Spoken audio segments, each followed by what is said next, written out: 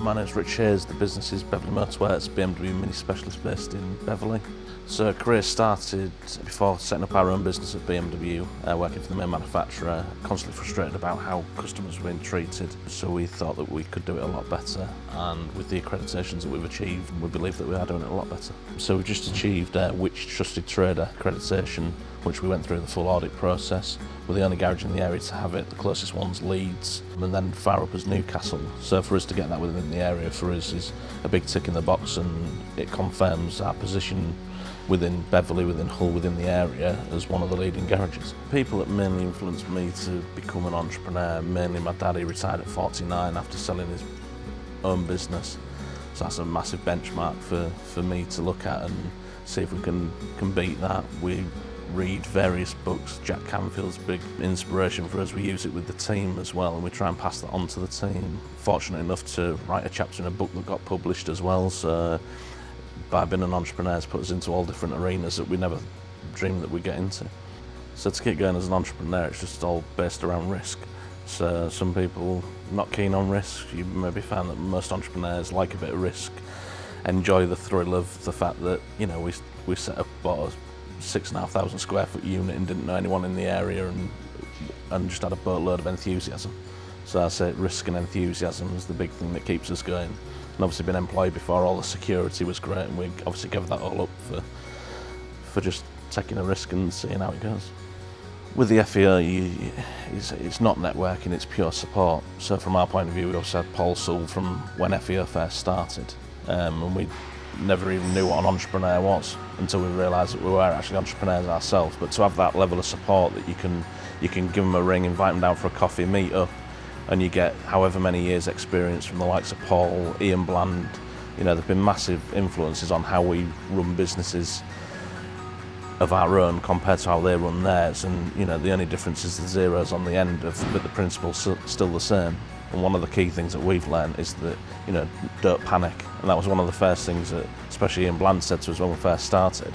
You know, don't panic about it, just what will be, but never panic in the situation. Always take your time to think about it and just weigh up all the different options.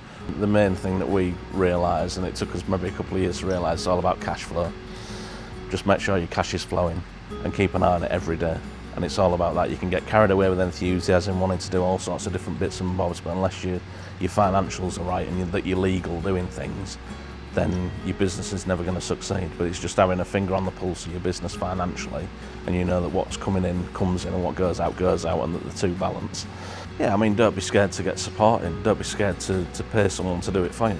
You know, we're experts in customer service. We're not experts in financials, but we have a bookkeeper, we have an accountant, we have a management consultant that supports us. You know, don't be scared to get extra resource in. No one expects you to know it all, even though when you open the doors you think that you have to know it all, you don't. And it's using the support and the guidance from other people in their specialised field to strengthen your business. The satisfying moments are every Monday morning when you're coming in and you've got a full week in front of you. You know, you're fully booked till the following week, you know what's coming, all your staff are up for it, you have a great Monday morning meeting, get everyone motivated. You know, you can drive into the business and see all the cars parked out the front. You can leave the business to go and do meetings and know that the place still runs because you've employed some really good key people. And to finish on a Friday night, we've recently just signed a 10-year lease on the business, so we know where we are for the next 10 years. And it's all about constantly growing, employing more people and increasing the volume of work that we're doing. So at the minute we're in a very good place.